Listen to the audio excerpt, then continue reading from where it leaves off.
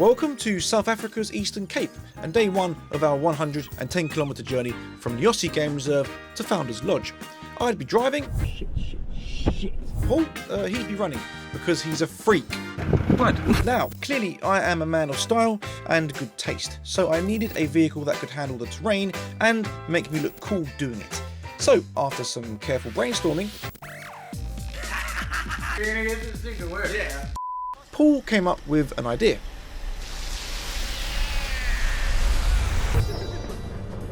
What I've arranged is a very special car for him to follow me in. It's Willie's Jeep, which a great friend of ours, Jimmy, has refurbished. A legend in these parts. He is responsible for producing the most amazing cars. We build a range of Cobras, Mustangs, GT40s, Daytona Coupes, all cars that were iconic race cars in the 60s. And if you've ever seen the film Ford versus Ferrari, well, all of the racing cars in that film were designed and built right here at Jimmy's factory, High Tech Automotive. So, after a quick test drive, Balls have shrunk. sorry, wrong car. There we go.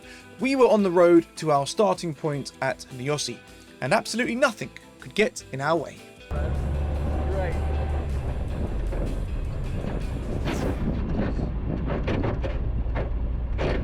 Christian, hang on. Pull off here. What the hell have you done? Jeez, what the hell?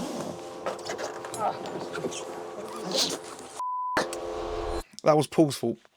Now, Jimmy has made his name with High Tech Automotive, but now he's shifting gears, looking to make an impact right here in the local community. It takes these small, medium-sized businesses to look after communities in South Africa. And Jimmy's one of those classic examples of where he stepped in and is supporting a community through their school. And we're actually at the school. What's the name of the school, Jimmy? School is St. Albans Primary School. Yeah. It's what we call in South Africa a non-fee paying school, which means the kids that come here don't pay fees. They're the poorest of the poor. They're supposed to be getting a meal a day from the government. Unfortunately, there's so many of them. And when I drove past one day, I just saw how many kids come here. At the same time, a lady was in Plettenberg Bay.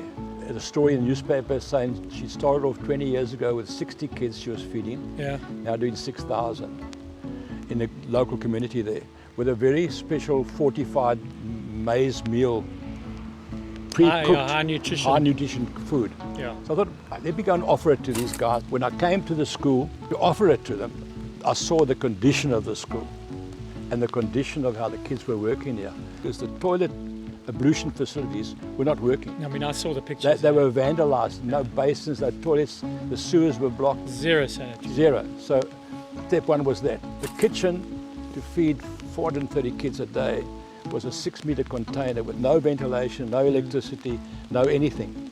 So we tackled the ablution blocks, done. We tackled the kitchen, which we extended and put all new systems in, electricity, clean water for the kids. Yeah. There was no clean water for the kids. So we got a donor to donate plastic squeegee bottles. We've designed and built a filling machine at our factory that can fill 450 bottles a day of clean water, and every kid gets a bottle of clean water and a fortified meal in the morning. Step two is then now to renovate the school, because inside the school there's holes in the ceiling where vandals have been broken in to steal electric wires. They've made holes to get lights so you can see what they're doing to steal. There is just nothing operating. So they stripped all the infrastructure out of here. It's like coming into a jail here. Yeah. If you look at the grounds around here, they're very untidy, very rough. So I've got another contractor in the school holidays to put a road and a parking area. Now they want to redo the lawns and clear up the site. My grandkids went to a very good school. And I used to walk my dog past the back of the school every day, every morning. And you see the kids are playing there, making the same noise as these kids here, except they've got everything and these kids have got nothing. And if we can just give them something of that and uplift them slightly, they're going to become better citizens and they're going to start thinking like that, hopefully. What is the name of the charity you've registered now? It's called St. Albans Primary Fund. Okay, well we'll get our followers to Thank you. help where we can. Thank you, thank you. Absolutely. The Eastern Cape's faced more than its fair share of challenges: poor infrastructure, blatant corruption, underfunded schools, and missed opportunities. But thanks to people like Jimmy, who's created real jobs for over 400 locals, there's a sense things could shift. Maybe next time we visit St Albans, it won't just be better, it will be a place to be proud of.